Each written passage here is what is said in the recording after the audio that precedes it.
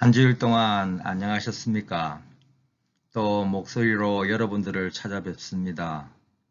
오늘은 2기 성경 해석학 5가를 함께 공부하겠습니다. 성경을 어떻게 해석하느냐 하는 것은 우리 신앙생활에서 매우 중요하다는 것을 다시 한번 말씀드리면서 먼저 지난번 4가 공부를 간략하게 요약해 보겠습니다. 4가는 우리 신학의 원천인 성경을 제목으로 공부했는데요. 요점은 하나님의 기별은 인간 사회의 다양한 맥락, 그러니까 전통, 경험, 문화, 이성, 이러한 다양한 맥락 속에서 주어지며 그런 관점에서 이해될 수밖에 없습니다.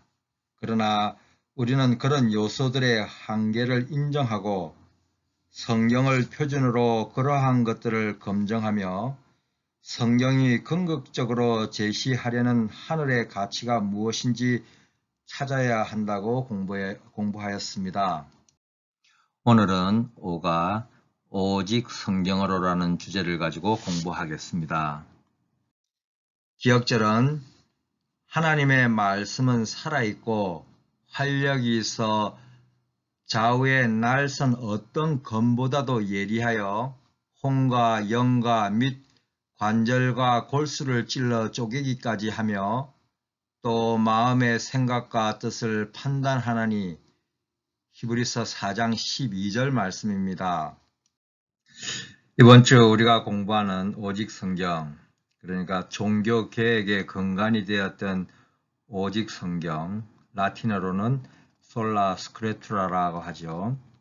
이 오직 성경이라는 개신교 정신은 성경을 신학의 유일한 표준이자 결정적인 근원으로 드높였습니다. 성경과 교회의 전통 모두를 강조하는 로마 가톨릭 교회의 신학과 달리 개신교의 신조는 오직이라는 핵심어를 강조합니다.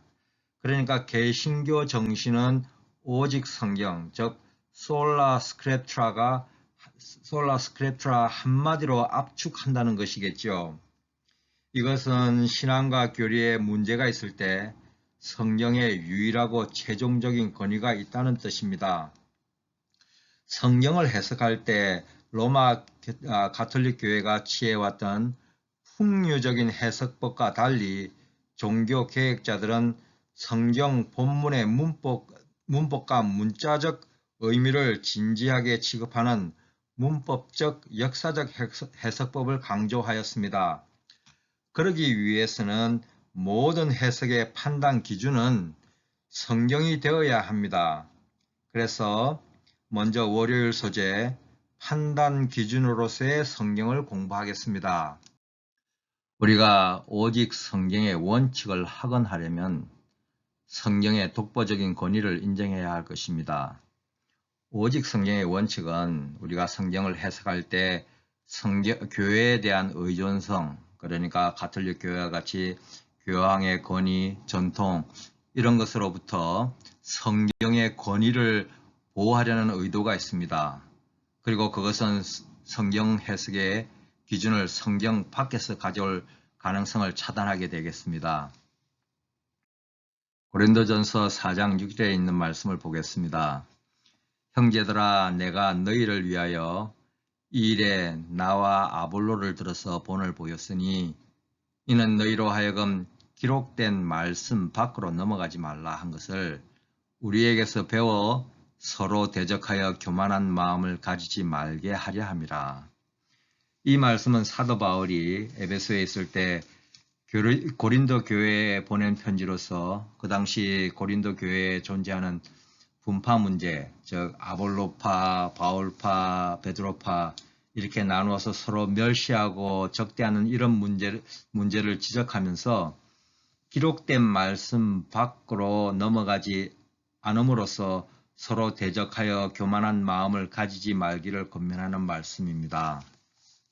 여기에 기록된 말씀 밖에는 성경 고고학이나 역사와 같이 다른 영역의 연구로부터 얻는 통찰도 해당됩니다. 이러한 영역들은 성경 자체와 성경의 배경을 이해하기 위한 빛을 비추어 성경을 더욱 잘 이해할 수 있도록 도움을 주고, 또 원어사전, 백과사전, 색인사전, 기타 주석 및 서적들도 성경을 해석하는 과정에서 도움이 됩니다. 그러나 성경을 바르게 해석하기 위해 가장 중요한 것은 다른 학문이나 보충 자료와 같은 요소들이 아닌 성경 말씀 자체입니다. 그래서 마틴 루터는 성경만이 지구상에 존재하는 모든 글과 교리의 참된 가장이다, 이렇게 저서에서 기록했습니다. 우리가 성경을 해석할 때 오직 성경의 원칙을 지키면 믿음의 해석에 충돌이 일어날 때 성경이 다른 자료나 교회 전통 위에서 그것들을 판단하는 권위를 행사할 것입니다. 우리는 성경에 기록된 것을 넘거나 그것에 역행하지 말아야 합니다. 진정한 기독교 신앙과 설득력 있는 복음 전파는 성경의 권위에 대한 확고한 충성에 달려 있습니다. 영감의 교훈, 성경만이 모든 교리의 기준. 그러나 하나님께서는 이 세상에서 오직 성경만을 모든 교리의 기준과 온갖 계획의 기초로 삼아 지지하는 백성을 가지실 것이다. 학자들의 의견, 과학의 이론, 종교회의에서 정한 신조나 결정은 사람들이 대표하는 교회와 다수의 의견에 따라 다양하고 일치되지 않을 수도 있다. 각 시대의 대쟁투에 있는 말씀입니다. 우리가 오직 성경, 그러니까 성경이 성경을 판단한다는 오직 성경의 원칙을 지키는 이유는 성경이 통일성을 가지고 있기 때문입니다. 40명의 기자와 1500여 년의 세월 속에서 기록된 말씀이지만 성경은 통일성을 가지고 있습니다. 좋은 예가 창세기 2장에 등장하는 뱀이 1500년 년 후에 기록된 요한계시록 12장에서 큰 용, 옛뱀, 곧 마귀라고도 하고 사단이라고도 하며 라고 더 자세하게 기록되어 있습니다. 이런 이유는 성경은 스스로 모든 성경은 하나님의 감동으로 되었으며 예언은 언제든지 사람의 뜻으로 낸 것이 아니요 오직 성령이 감동하심을 받은 사람들이 하나님께 받아 말한 것이라고 주장합니다. 곧 하나님이 이 성경의 저자시기 때문에 통일성을 가지고 있는 것이죠. 그런데 만약 성경의 그 가르침 속에 포괄적인 통일성이 없다면 우리는 당면한 쟁점에 대하여 조화로운 교리를 제시하지 못할 것입니다.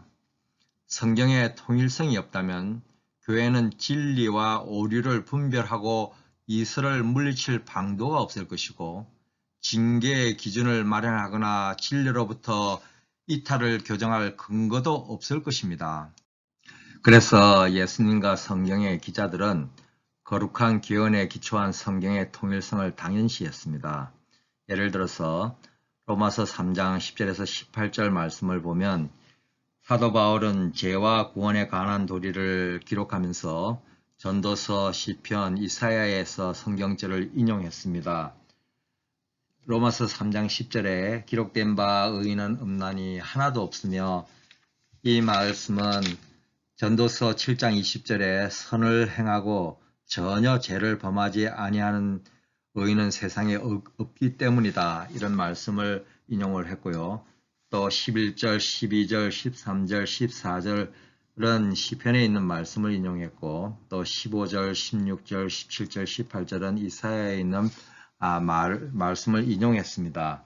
이렇게 전도서와 로마서가 통하고 시편과 로마서가 통하고 또 이사야서와 로마서가 통하는 것입니다. 이렇게 구약이 신약을 인용되어 있는 것이 통일성을 말하고 있는 것이지요. 구약 성경은 신약 성경 속에서 펼쳐지고 신약 성경은 구약 성경을 기초로 수립되었습니다. 이처럼 그 둘은 서로에게 빛을 비춰주는 상호 보완적인 관계인 것입니다. 성경의 통일성은 우리가 어떤 성경의 주제를 연구할 때 한편의 진술들에만 기초해서 우리의 교리를 수립하기보다는 모든 성경을 염두에 두어야 한다는 것을 암시합니다. 오직 성경과 함께 모든 성경 또한 우리가 성경을 해석할 때 매우 중요한 부분입니다. 오직 성경을 기반으로 한 종교개혁자 마틴 루터는 믿음을 강조한 로마스로 인해 행위를 말하는 야고보스를 지푸라기 성경이라고 말하는 우를 범했습니다. 로마스뿐 아니라 야고보스도 같은 중요성을 가지고 있습니다. 그런데 우리가 성경을 공부할 때 서로 충돌되는 부분이 있습니다. 이러할 때에는 하나님께 기도하면서 성령의 인도를 받을 때 조화롭게 해석할 수 있을 것입니다. 영감의 교훈의 말씀을 보겠습니다. 다양성 속에 통일성이 있음. 창조주께서는 동일한 사상으로 다양한 생각들을 감동시킬 수 있다. 그러나 각자는 그것을 모순됨이 없이 다른 방법으로 표현할 수 있다. 두 사람이 진리를 동일한 방법으로 간조하고 표현하게 되는 일은 거의 없을 것이다. 각자는 자신의 성격과 교육에 적합하도록 이해하고 있는 특별한 관점을 강조한다. 그리스도인 문서 성교에 있는 말씀입니다. 화요일 소재 성경의 명확성을 공부하겠습니다. 안식일에 밀밭에서 이삭 잘라먹는 제자들을 보고 바리새인들이 안식일에 하지 못할 일을 했다고 말했을 때 예수님께서는 다윗이 자기 및 자기와 함께 한 자들이 시장할 때 한 일을 읽지 못하였느냐 하고 말씀하셨습니다. 또 포도원 주인의 비유를 말씀하실 때에도 읽어본 일이 없느냐 이렇게 말씀하셨습니다. 그 말은 우리가 성경을 읽으면 모두 알 수 있다는 것이죠. 성경의 증언은 명료하다는 것입니다. 성경은 그 가르침에 있어서 충분하리만큼 확실합니다. 성경은 가장 기본적인 교훈에 있어서 어린이와 어른 모두가 이해할 수 있을 정도로 분명합니다. 반면 그러한 교훈 안에서도 우리의 지식과 이해력이 더 깊은 수준으로 성장할 기회가 끝없이 제공됩니다. 그래서 우리 각자는 성경을 읽고 이해할 때 목사님이나 교사들의 이해에 따라만 가지 말고 목사님이나 교사들의 가르침을 참고로 스스로 그 말씀을 해석하고 이해하도록 노력하는 것이 무척 중요하다고 생각합니다. 그래서 하나님이 주신 기별은 누구나 이해할 수 있기 때문에 성경은 우리에게 그것을 스스로 연구하도록 권장합니다. 성경 기자들의 일관된 모본은 성경이 분명하고 명확하게 상징을 의도하지 않는 한, 예언서같이 그렇게 상징을 의도하지 않는 한 성경을 그것의 분명하고 문자적인 의미대로 취해야 한다는 것을 보여줍니다. 그러니까 성경에 쓰여져 있는 문자적인 의미대로 우리는 이해해야 된다는 것이겠죠. 전수자들만이 밝힐 수 있는 신비하고 숨겨진 풍요적인 의미의 핵심에 도달하기 위해서 문자적인 의미의 껍질을 벗겨낼 일은 전혀 없다고 신학 핸드북에서 이야기하고 있습니다. 그렇다고 우리가 완전하게 이해하거나 파악하지 못하는 본문과 개념을 절대 마주치지 않으리라는 뜻은 아닙니다. 그러나 하나님의 말씀은 우리가 정말 알고 이해할 필요가 있는 구원의 문제에 대하여 충분하리만큼 분명합니다. 그 근본 기별인 하나님은 계시고 사랑이시다는 것을 충분히 알 수 있다는 것이죠. 그래서 바람직한 성경 연구 자세는 우리는 하나님의 존전에 있음을 느끼면서 경외심을 가지고 성경을 연구해야 한다. 말씀의 어떤 부분은 쉽게 이해가 되지만 다른 부분의 참된 의미는 쉽게 파악이 되지 않는다. 끈질긴 연구와 묵상, 그리고 열렬한 기도가 있어야만 한다. 모든 연구자는 성경을 펼칠 때 성령께서 깨우쳐 주시기를 간구해야 한다. 깨우쳐 주실 것이란 약속은 아주 분명하다. 매우 중요한 말씀이지요. 수요일 성경이 성경을 해석함. 성경의 기저에 존재하는 통일성 때문에, 그러니까 성경 밑에 흐르는 통일성 때문에 성경은 스스로의 해석자로 기능할 수 있습니다. 성경이 성경을 해석하게 하는 방식의 장점은 그것이 성경의 의미를 밝히는 더 많은 빛을 흘려준다는 데 있습니다. 그러나 우리가 주의해야 할 점은 우리 자신의 견해를 입증하기 위해서 마구잡이로 여러 성경절을 연결시켜서는 안 됩니다. 대신 우리는 각 성경절의 문맥을 면밀하게 고려할 필요가 있습니다. 우리가 연구하고 있는 성경절의 앞뒤 문맥 외에도 그 말씀이 위치한 책의 문맥까지도 고려해야 합니다. 더욱이 바울의 말처럼 무엇이든지 전에 기록된 바는 우리의 교훈을 위하여 기록된 것이기 때문에 우리는 해당 주제에 관하여 성경이 말하고 있는 모든 것을 연구해야 할 것입니다. 성경은 그 자체의 해설자입니다. 성구는 성구끼리 비교되어야 합니다. 성경을 연구하는 학생은 성경 구절을 그 전체적인 입장에서 관찰하는 동시에 그 부분적인 관계를 알아내도록 배워야 할 것입니다. 그는 성경의 커다란 중심 주제인 세상에 대한 하나님의 근본 목적, 곧 대쟁투의 시작과 구속사업의 기원에 대해 지식을 얻어야 할 것입니다. 성경을 바르게 이해하기 위하여 원어에 대한 지식이 꼭 필요한 것은 아니지만 가능하다면 그것은 분명히 도움이 될 것입니다. 하지만 그것이 가능하지 않더라도 겸손하고 순종적인 태도와 진실하게 기도하는 마음으로 말씀을 연구한다면 분명히 큰 결실을 거둘 것입니다. 우리는 성경을 통해 성경을 이해할 수 있고 또 어떤 주제에 관하여 모든 성경절을 참고하되 문맥을 고려하여 그 의미를 깨달아야 할 것입니다. 목요일 오직 성경과 엘렌 G. 화이트.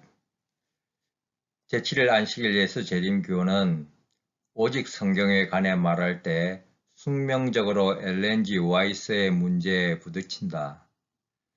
그녀는 반복적으로 성경이 모든 교리와 신앙과 행위의 궁극적인 규범과 기준이자 최고의 권위라고 단언하였다.